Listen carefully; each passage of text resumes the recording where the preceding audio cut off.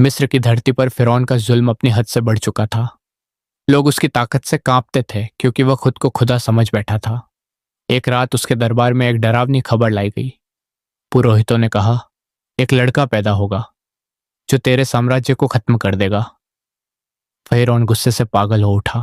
اس نے حکم دیا کہ اس سال پیدا ہونے والے ہر لڑکے کو مار دیا جائے۔ اسی خوف کے ماحول میں اللہ نے ایک بچے کو دنیا میں بھیجا۔ وہ تھا موسیٰ علیہ السلام۔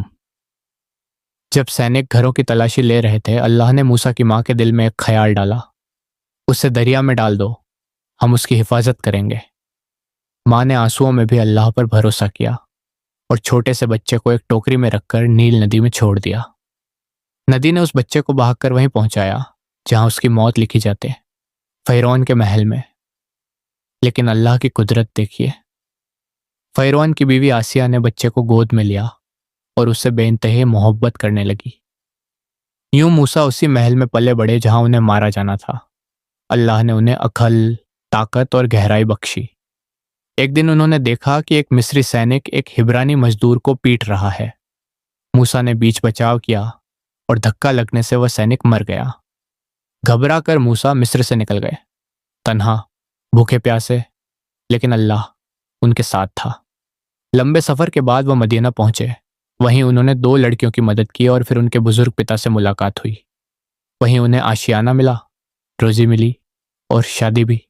کئی سال شانتی میں گزرے۔ ایک ٹھنڈی رات کو جب وہ اپنے گھر لوٹ رہے تھے، انہوں نے دور ایک روشنی دیکھی جو ان کی زندگی بدل دینے والی تھی۔ یہ روشنی تھی طور پہاڑ پر اللہ کی نورانی تجلی۔ وہیں انہیں پیغمبری دی گئی۔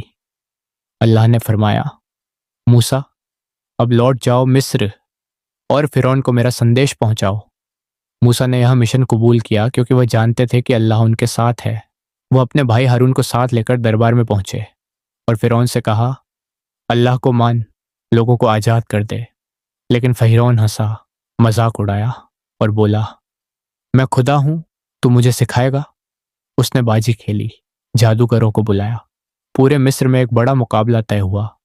جادوگروں نے رسیاں پھینکی جو لوگوں کی نظر میں سانپ بن کر لہرانے لگی، لیکن موسیٰ نے اللہ کے حکم سے اپنی لاٹھی پھینکی اور وہ ایک حقیقی اجگر بن کر سارے جادو کو نگل گئی۔ جادوگر سچ کو پہچان گئے۔ وہ سجدے میں گر پڑے اور بولے، ہم موسیٰ اور ہارون کے رب پر ایمان لائے۔ فرعون کا غصہ آسمان چھونے لگا۔ اس نے ایمان والوں کو سزائیں دینے شروع کر دی۔ آخر کار اللہ نے موسیٰ کو حکم دیا، میرے بندوں کو لے کر مصر سے نکل جاؤ۔ رات کے اندھیرے میں ہزاروں لوگ موسیٰ کے پیچھے چل پڑے، فرعون اور اس کی فوج پیچھے پیچھے۔ سمندر کے کنارے پہنچ کر لوگ ڈر گئے، پیچھے فوج، آگے سمندر، لیکن موسیٰ نے یقین نہیں کھویا۔ انہوں نے اپنی لاٹھی سمندر پر ماری اور اللہ کے کرشمے سے سمندر 2 حصوں میں بٹ گیا۔ ہزاروں لوگ سوکھی زمین پر پار چلے گئے۔ فرعون اپنی فوج کے ساتھ اسی راستے میں گھس پڑا۔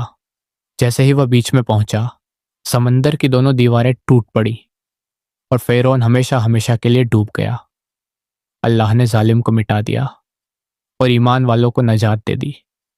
موسیٰ علیہ السلام کی کہانی ہمیں سکھاتی ہے کہ ظلم چاہے کتنا بھی بڑا ہو، سچائی آخرکار جیتتی ہے، اور جو اللہ پر بھروسہ کرتا ہے، اللہ اسے کبھی اکیلا نہیں چھوڑتا۔